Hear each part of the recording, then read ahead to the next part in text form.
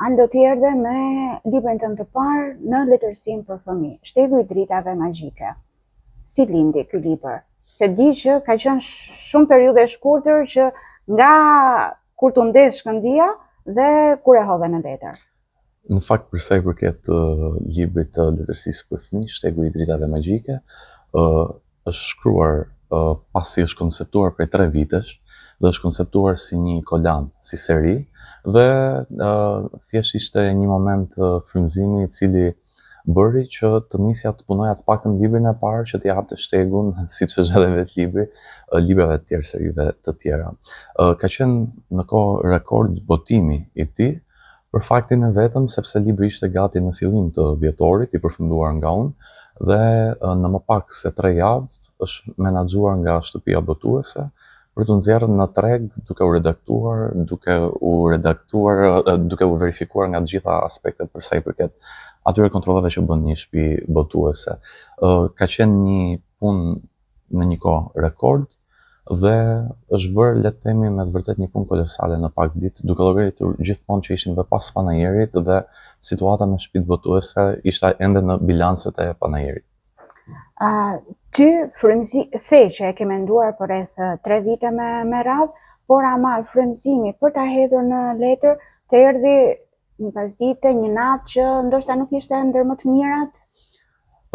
Në fakt, duke qenë se jam gazetar terreni në qytetin e Durrësit dhe përballemi pothuajse çdo ditë me situata jo vetëm kriminale midis të rriturve, por edhe me ngjarje të rënda midis fëmijëve. Ishte pikërisht në prag të një ngjarje tragjike të ndodhur në qytet ku humbi jetën një 15 vjeçar dhe mendova që ndoshta nuk po bëhet puna e duhur edhe me pjesën e edukimit dhe nuk doja që të veproja thjesht si gazetar. Doja të veproja përtej gazetarisë duke krijuar një letërsi. Ishte një ditë e ngarkuar, por që solli një rezultat të, le të themi, të pëlqyeshëm në fund të ditës, duke krijuar një libër qëllimi i cilit është të edukoj brezat, të edukoj prindrit dhe ndoshta t'i afroj më shumë prindrit me fëmijët dhe fëmijët me prindrit, pasi duket si një lidhje që kohët e fundit më shumë ekziston në letra sesa në realitet, në përditshmëri. Ti përmende faktin që ndoshta edhe puna jote si gazetar për disa vitesh tashmë në qytetin e Durrësit të ka dhënë mbase indicjen për këtë libër. Por nga ana tjetër unë gjej dhe pak element autobiografik, nëse mund ta them kështu, në libër. Personazhet më kujtojnë ty dhe motrën tënde, Macja, një qenie që ti e ke pasur në familje, e ke dashur shumë. Sa nota autobiografike ka ky libër? Mendoj që çdo shkrimtar niset nga jeta e tij, e vërtet, e merr indicin, ndikimin nga ndonjë ngjarje në jetën e tij. Dhe sigurisht në kushtet ku unë dhe motra ime jemi rritur në një fëmijëri, le të themi, ndoshta shumë më të mirë se të brezit sotshëm, për faktin se nuk ka qenë teknologjia, nuk ka qenë ky fluks i madh informacioni që ndonjëherë i bën fëmijët të dalin nga fëmijëria e vërtet. Doja që të risillja ndoshta ato element të vegjël të fëmijërisë, të brezit tim dhe të motrës time, për t'ia risjell dhe për t'ia rikujtuar prindërve të sotshëm, dhe që këta prindër ndoshta t'ia përcjellin edhe fëmijëve të tyre. Pra, t'i shkëpus pak ndoshta nga pjesa e teknologjisë dhe t'i kthej tek pjesa e kujtimeve.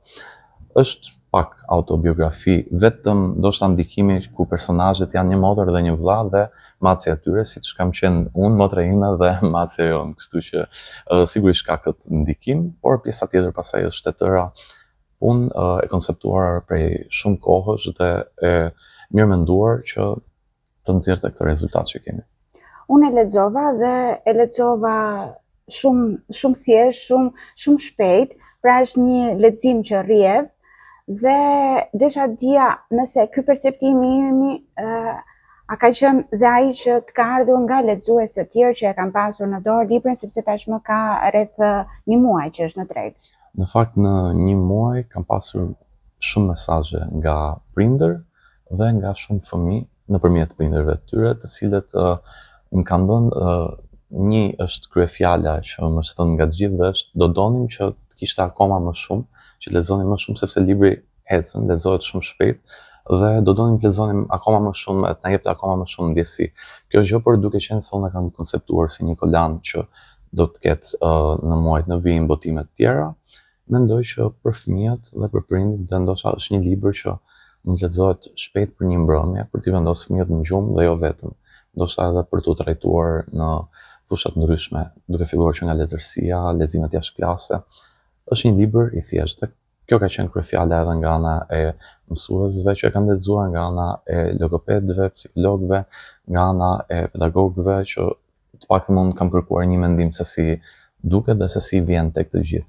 Është ky perceptim dhe më pëlqen sepse është arritur ajo që doja të arrijej, që në rast se fëmijët nuk kanë dëshirë apo ndoshta nuk kanë vullnetin për ta çuar një libër në fund, me këtë libër kam parë që fëmijët duan ta shterojnë brenda natës. Ti the që është diçka që është menduar me kohë dhe do të vinë në formën e një kolane. Me sa di unë ti ke dhe një libër tjetër që e ke tashmë në dorë. Si po ecën procesi i tij?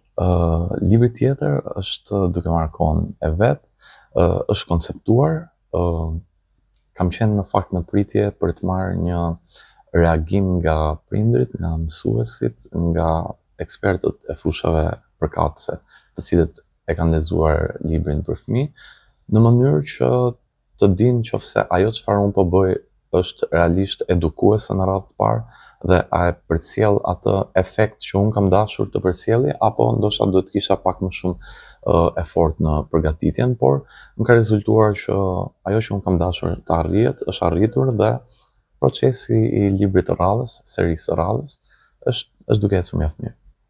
Ti prej disa muajsh je bërë edhe nun.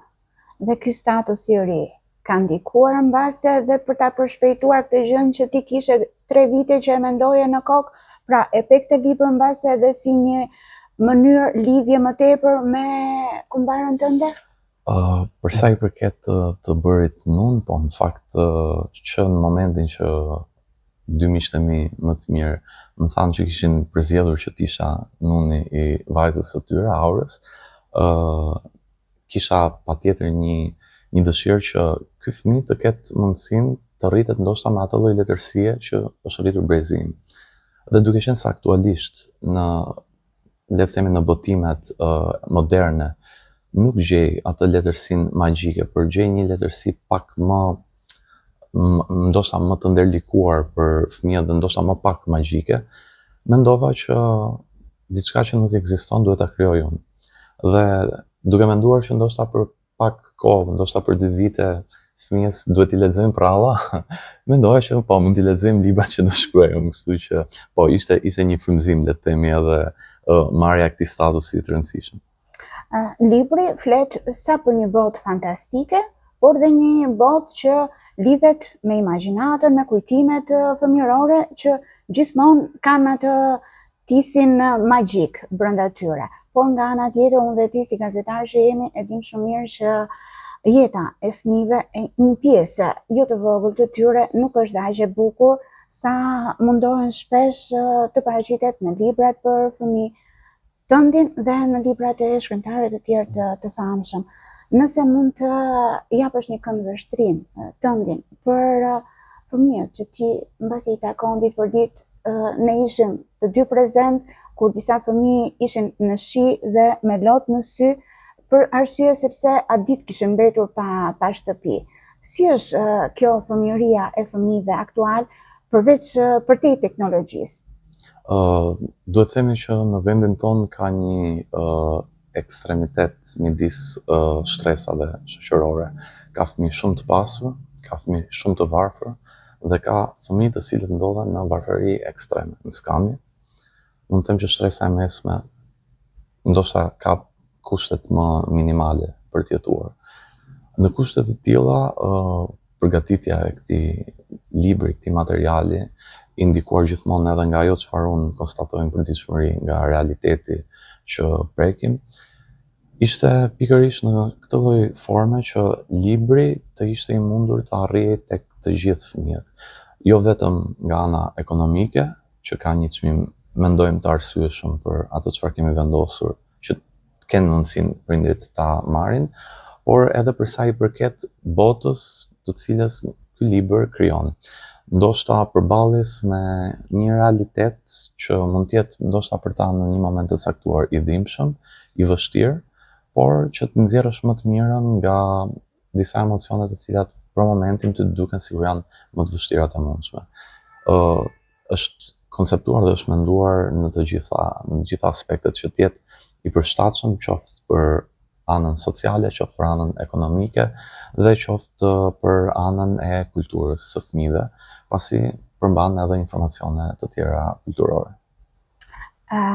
Unë desha të më zbulosh pak fare tani, me që jemi në fund të intervistës, më the që e ke në proces librin tjetër, kush do të jetë aventura e radhës e dy personazheve kryesorë të librit dhe e macës së tyre, sepse ato nuk mbyllen me librin e parë, do të vazhdojnë. Absolutisht, jo, libri do të ketë disa seri.